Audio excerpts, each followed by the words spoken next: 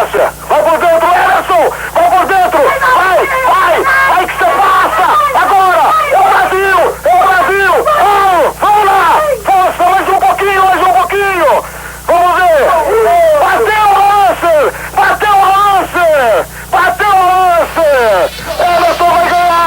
Emerson vai ganhar! O Brasil ganhou! Sabe por quê? Vai dar a bandeira amarela e o Emerson está na frente! Ganhou o Brasil! Afinal, que raio de profissão é esta do automobilista que a cada vez que entra na pista está desafiando a morte? Você pensa nisso quando corre, Emerson? Eu acho que é uma fase que, Marília, que existiu no automobilismo muito crítica no começo dos anos 70. E hoje em dia a segurança é muito melhor, a evolução nos circuitos, no automóvel, cockpit, é muito mais forte. Então, continua morrendo gente, Emerson. Existe o risco, mas é um risco calculado, e os acidentes fatais nos últimos 10 anos diminuíram as chances. Por exemplo, eu vou dar um número para a gente comparar. Em 1970, 69, 70 e 71, a chance da gente sobreviver no fim do ano como piloto de Fórmula 1 era 7 para 1.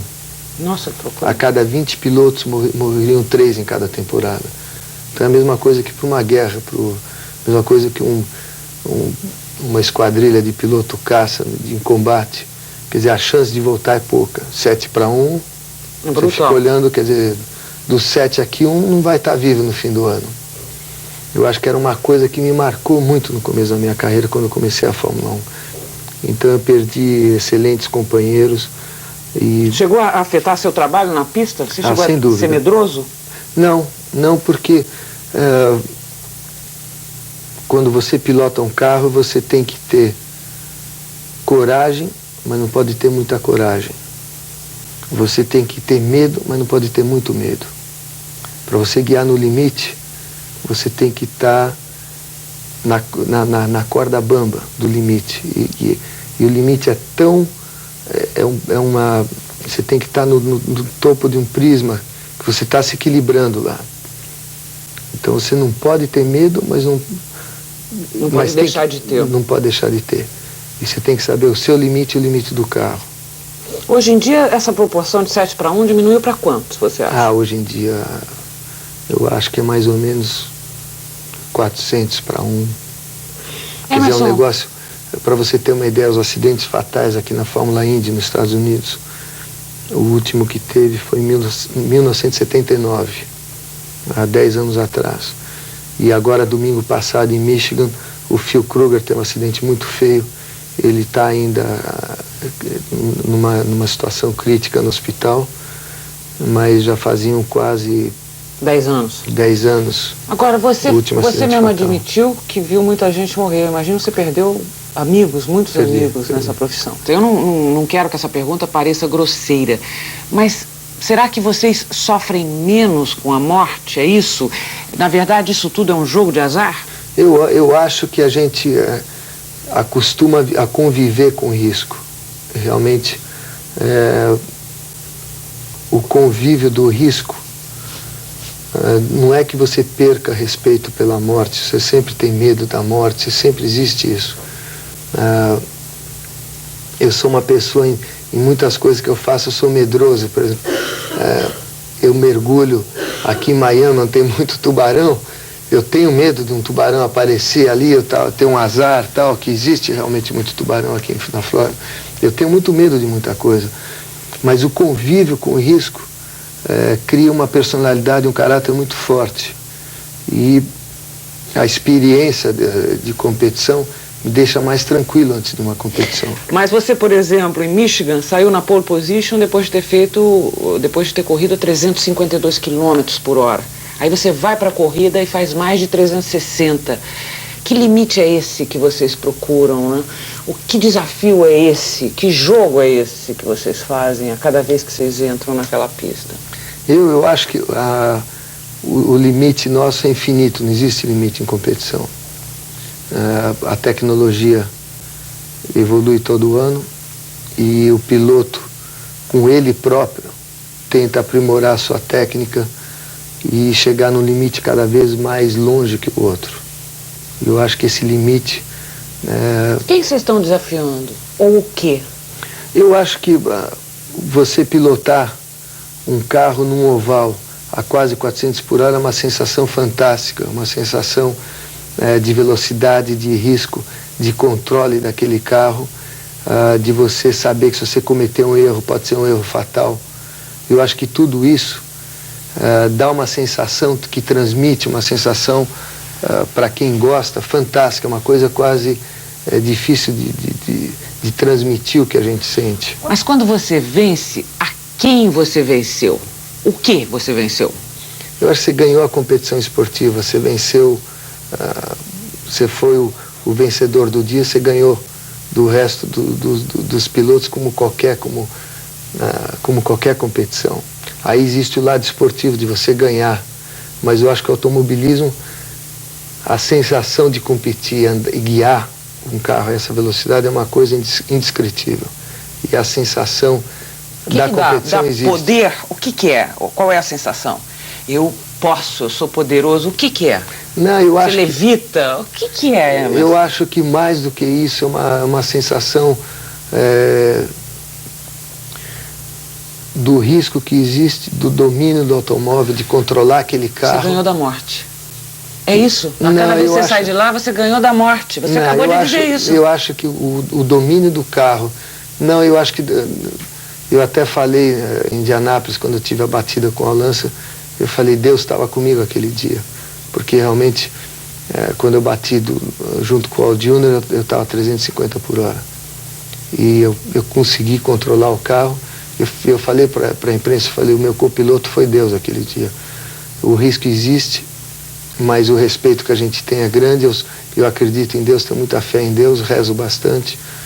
E eu acho que cada pessoa tem seu destino. Então, eu perdi muitos amigos meus fora de competição. Por exemplo, no tráfego de rua, o risco é muito maior. É um risco imprevisto, é um risco que você não pode calcular, é um risco que você não pode dominar. No trânsito, o nosso risco no automobilismo, a gente tem até um determinado ponto um controle. O nosso limite, o nosso risco. A não ser que haja uma falha mecânica no carro, ou alguém vire na sua frente e você não possa fazer nada. Quer dizer, a partir dali, a sorte que vai te ajudar. Você se comporta como no trânsito comum? É verdade que você tomou bomba ou ficou de segunda época no exame de habilitação aqui na Flórida, não? Eu passei no primeiro exame, mas no teórico tinha os brasileiros assim me soprando do lado. Essa resposta é assim e tal, porque o exame teórico aqui nos Estados Unidos, a legislação é completamente diferente da brasileira. É a Tereza que tomou bomba, mas depois ela passou. Eu quero falar sobre tráfego, sim, tráfego comum de rua, mas antes eu queria concluir esse assunto de Fórmula Indy.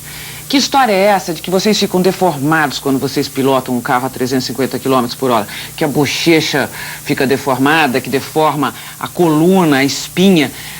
Dói pilotar um carro de Fórmula Indy? Quando você entra em curva, Marília, a gente está chegando a 5 vezes e meia a força da gravidade. Então, por exemplo, a cabeça aumenta 5 vezes e meia o peso. Nossa. O corpo fica 5 vezes e meia mais do que o seu peso normal, lateral. Então, tudo isso cria um esforço muito grande. E no Fórmula Indy, no caso da Fórmula Indy, que é a curva só para a esquerda nos ovais, eu tenho um cabo que vai do capacete até aqui meu ombro, passa por baixo do meu braço, então mantém a minha cabeça numa posição, a força centrífuga, aquele cabo segura a cabeça. Porque senão ela vai para onde? Vai para o lado ao contrário da curva. Vai para o lado de fora, onde toda essa força centrífuga está jogando a gente. E numa dessas você pode até quebrar o pescoço, é isso? Não, quebrar não, mas o cansaço, a fadiga que vai dar durante a corrida é enorme. Você suportando isso, por exemplo, em Michigan, a volta que a gente dava em 2 milhas, eu levava só 32 segundos para fazer uma volta. E a corrida são 250 voltas. Desses 32 segundos por volta, eu estou mais ou menos quase 20 segundos em curva, nesse G lateral. Então eu sinto, prendendo o capacete, o meu queixo vai para o lado, a minha boca. Dentro do próprio capacete? Vai. Como? Faz com a mão. Fica assim para o lado. De vez em quando eu sinto baba sair pelo lado da boca, porque a saliva, você não consegue fechar a boca dele na força que vem durante todo aquele tempo. E eu sinto, às vezes, minha boca molhar e falo, puxa, eu tô babando aqui dentro do carro. Dá tempo de pensar isso também? Você é meio louco mesmo, hein, Emerson? É baba no carro. Agora, você tem que ter um preparo físico impressionante. Quando a gente chegou hoje aqui, você estava fazendo ginástica um pouco? Tenho. Tem uma alimentação especial? Tem uma dieta especial. E eu acho também, Marília, que com a idade, isso é muito importante, você se cuidar cada vez mais. E eu aprendi muito aqui também com os americanos. E realmente, você mudando a sua dieta, você mudando a sua programação física, preparação física, você se adaptando ao esporte. Quer dizer, o que eu necessito fisicamente para estar bem no fim de uma corrida? Você tem que chegar a essa resposta, a essa pergunta. E para chegar a essa pergunta tem que ter um bom preparador físico. Você tem que ter... Falando nisso, peguei mal gripe sábado passado. Dá para perceber. Que você está arrasado, Emerson. Seu preparo físico está zero. E para chegar a isso, você tem que ter gente boa no campo para te ajudar. E eu estou com um preparador físico excelente. Você come o quê? Eu como base da minha alimentação, coisa natural. É verdade que você está fazendo macrobiótica, seguindo a macrobiótica? É quase uma macrobiótica. E eu comecei há 2 anos atrás, uma amiga minha brasileira, que é professora de educação física na Califórnia, e está muito envolvido com preparação física, com resistência, é muito estudiosa nesse assunto. Ela falou para mim, Emerson, você tem que mudar a sua alimentação. Você está com uma alimentação totalmente errada para a sua profissão, para o seu esporte. Você vai melhorar a performance, você vai melhorar a sua produção em corrida. E eu não acreditei muito nisso, porque eu achava que a alimentação não ia dar tanta diferença. E realmente, ela me apresentou um nutricionista de São Francisco, chamado Gary Smith. E eu comecei há mais ou menos 1 ano e meio atrás, mas de uma maneira progressiva, mudar a alimentação. E hoje em dia, por exemplo, eu como uma comida natural, totalmente natural, sem carne, só como carne branca, tipo frango, bastante peixe, bastante massa. Massa também? Massa, porque tem carboidrato, que dá resistência a longa distância. De manhã eu como arroz integral. De manhã? De manhã eu como no café da manhã? No café da manhã, um arroz integral com miso sauce, com molho miso. É uma coisa meio japonesa, é isso? Tem uma ligação muito com a alimentação oriental, e que é voltada à natureza, e que eu acho bárbaro. Eu perdi, em 1 ano e meio eu perdi 7 quilos, 8 quilos, mas aumentei minha resistência, aumentei massa muscular. Massa muscular, mas mais do que isso, você fica com a cabeça muito mais alerta, com a cabeça muito mais ágil, a circulação de sangue é melhor, a quantidade de oxigênio que vai para o sangue é melhor, e o equilíbrio da digestão, a digestão muito mais leve. Me ajudou muito, muito mais do que eu pensava. Quer dizer que hoje você está com 20 anos, não quando você tinha 20, é isso? Mas hoje realmente eu me sinto quando eu estava guiando o meu primeiro mundial com 25 anos. Tá aí, Emerson, você é campeão. Você citou Ayrton Senna como um grande campeão, o Piquet é campeão. A gente tem inúmeros campeões de pilotagem de automóvel. E a gente é campeão também numa outra coisa, nós somos os campeões em acidentes de trânsito com mortes. Como é que é possível isso? Como é que o brasileiro, sendo tão bom piloto, pode ter esse desastre nas ruas, no tráfego comum? Eu acho que é um problema de base, um problema de cultura, um problema... eu morei muitos anos na Europa, estou morando aqui nos Estados Unidos, e realmente o Ministério da Educação no Brasil devia exigir, quase no pré-primário, para as crianças aprenderem desde o começo da vida escolar, ter uma aula de trânsito, uma aula de tráfico, uma aula onde a ligação entre ele como criança, como deve atravessar uma rua. Aprendizado de pedestre também. Aprendizado de pedestre, sinais de tráfico, sinais de trânsito, tudo isso vai criar um respeito e vai criar uma imagem que realmente o tráfico é perigoso, que existem normas que você tem que respeitar, que existem leis que você tem que respeitar, porque o brasileiro, o primeiro contato que ele tem com uma orientação de trânsito é numa autoescola, quando já tem 18 anos, no mínimo 17 anos. Antes disso, tentar sobreviver no tráfico brasileiro. Nós todos tentamos sobreviver no tráfico brasileiro.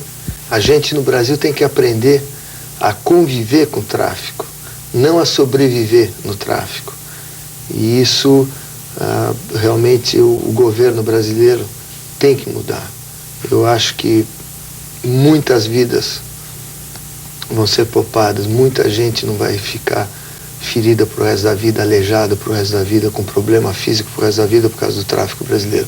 Eu tenho medo quando os meus filhos vão para o Brasil, quando a minha família está no Brasil, passar alguns dias, de ter um acidente de tráfico. Eu fico realmente preocupado. Às vezes eles estão lá e eu à noite estou dormindo, acordo de manhã pensando, será que eles tiveram um acidente? O que será?